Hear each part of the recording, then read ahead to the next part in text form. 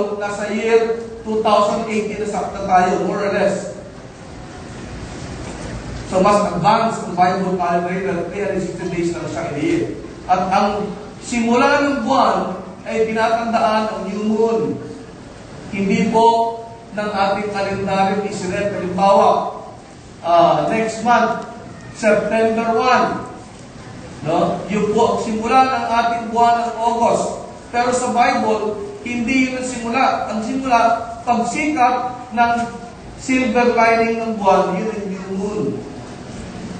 Yun ang simula ng September 1. Okay, so marami tayong practice na hindi ayon sa Bible. Pero ang magandang balita, darating ang panahon na lahat ng ancient knowledge will be restored before the coming of the Lord. At pagbalik ni Lord, yun din ang susundin niya. Sabagat siya ang sumulat mo. Palakpakan muna natin ang Panginoon. Kaya, ang ginawa ang mga scholars, gumawa ng equivalent. Ang equivalent ng first month ng biblical calendar year na Nisan or Abib ay March or April.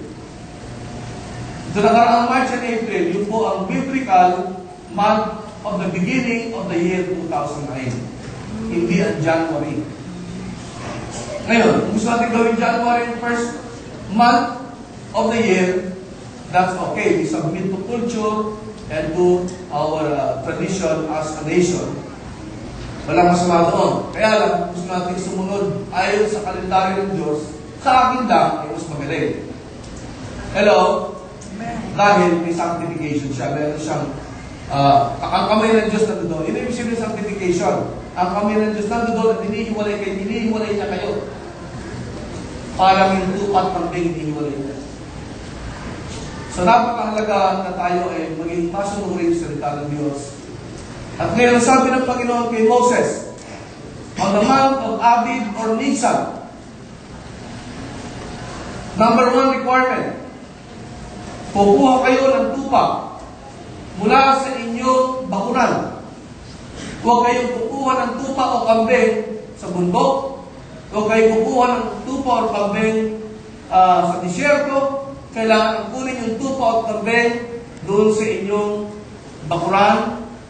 At pag kukunin yung kambing, lalaki, hindi babae.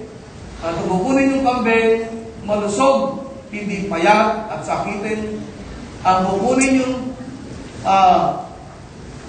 tupa o kambing ay 1-year-old, meaning mature, hindi naman very mature, but at the right age. At siya po ay papasok ninyo. Yan po, requirements sa kanila lahat. 1-year-old, not too old, not too young, male without blemish or clean, healthy, and then ito na po tayo sa number 5. On the 10th day of the month of Nisan or the beginning of the year, sa 10 araw, yung tupa na yon o yung kambing na yon ay kukunin ng may-ari ng tahanan at papasok sa kanyang tahanan at siya'y gagawing pet. Ihiwas-himasin, ilalagay sa dibdib, maglalakad na hawak-hawak yung kambing at tupa ng 4 na araw. Dahil sa ika-14 ng Abib o Nisan, or after 4 days, at twilight, alas 6 ng gabi, pagbagsak ng araw, at paghalik ng araw sa lupa, yun po ang yung may araw pa, pero may pababa na yung kulubog may araw. Kulubog may araw, yun po yung twilight. Sino sa inyo, nung kayo po ay may mga lolo at lola pa, hindi na sa sinatawag kayo para manalangin, taas ang kamay. Tingnan, anong oras yun? 6. Alas 6. Anong tawag dyan sa Bible? Twilight.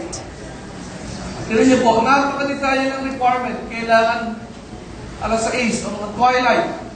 Kailangan papatayin na po yung inalaga ang tupa for 4 to 5 days. Sipin po ninyo, Araw-araw, kinaliliguan, sinashampuhan. Amen? Tapos niyayakap yung tupa. Pero pagkatapos po ng ilang araw, 4 o 5, kakakain yung tupa. At babarbiguin. Ang hinihingi pong luto ng Diyos, grilled. Hindi pwedeng nilaga, hindi rin pwedeng pinrito, hindi po pwedeng prito, simpleng nilaga o hinalo. Kailangan po, o ibinaon sa lupa, kailangan po binarbecue.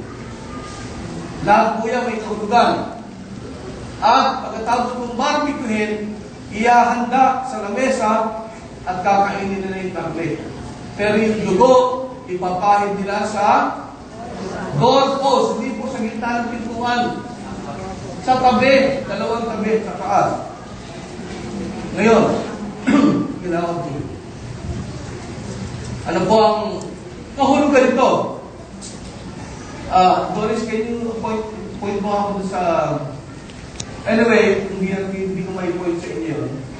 Kaya 6 page na lang sa inyo. Sa Exodus chapter 12, sa ating pong teksto, ang sabi po ng Panginoon, itong requirement nito ay gagawin ninyo taon-taon at gagawin ninyo forever. Narinig po sinabi ni Pastor, forever. Gagawin niyo ito forever. Pagbalik ni Jesus, meron po tayong union.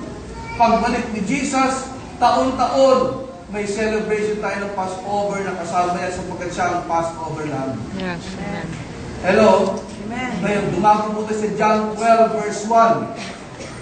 Sa John 12 verse 1,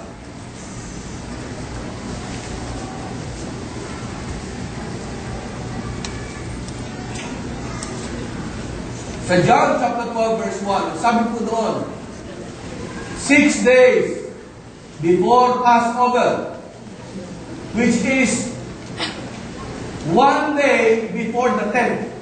Okay. Ito po kailangan talagang medyo gagamitin natin ng mathematical mind po ang ating kaisipan dahil susundan natin kung paano ni Jesus tinupad ang Passover requirement. 6 days before the feast of Passover. Kailan po pinapasok ang kordero o ang tupa sa loob ng bahay? April or month of Nisan on the what day? 2 5. On the 10th. Okay? On the 5th day, Passover celebration na. Tignan niyo po sabi dito, 6 days before Passover. In other words, on the 9th. Are you hearing me? Yes. 6 days before Passover, on the 9th. Ikasyam. Pero ang accurate computation po niyan, ang araw po nagsisimula sa gabi ng 6 o'clock, hindi 1 o'clock or 12 o'clock midnight. Ganoon ang pag-compute ng day sa Bible. Tayo po tayo po advance ng 4 or 5 hours dahil 12 or 1. In other words, ano date ngayon? 9. Mamayang 12 or 1, 10 na. Tama ako? Yes.